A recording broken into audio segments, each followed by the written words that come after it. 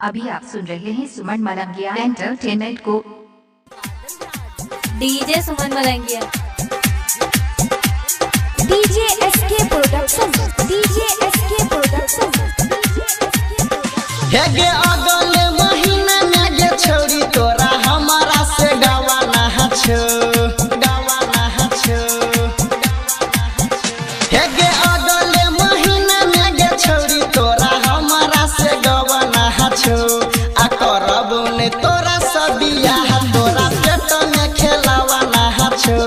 आ करबो ने तोरा से बियाह तोरा पेट में खेलावाना छो, खेलावाना छो। डीजे सुमन दीवाना, खाए अजीपुर गांव Malangiya Madhubani. DJ SK production, DJ Badal Raj, DJ Badal Raj, DJ Badal Raj.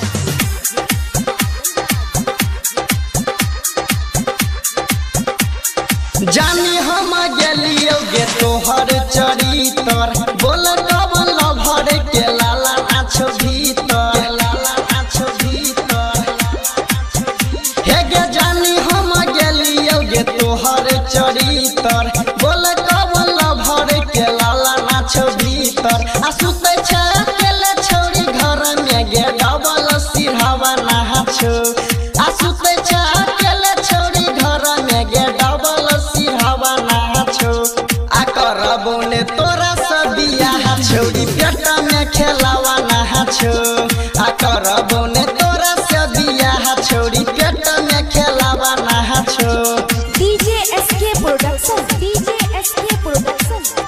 DJ Badal Raj, DJ Badal Raj, DJ Badal Raj. DJ Suman, DJ Suman, DJ Suman, खाए अजीपुर गांव मलंगिया मधुबनी। लागे छो भीतर कोनो चलल मशीन गे, चलल मशीन गे। हे गे छोड़ी लागो नहीं कुमार जका देह के कटीन गे। लागे छो भीतर कोनो चलल मशीन गे। पवनमा के साथे हे गे छोड़ी नीचे में फुलावा नाछो। रविंद्रा के साथे हे गे छोड़ी नीचे में फुलावा नाछो। आ करबो ने तोरा सब बियाह छोड़ी पेट में फुलावा नाछो। आ करबो ने तोरा सब बियाह छोड़ी पेट में फुलावा नाछो। आ करबो ने तोरा सब बियाह तोरा पेट में खेलावा नाछो।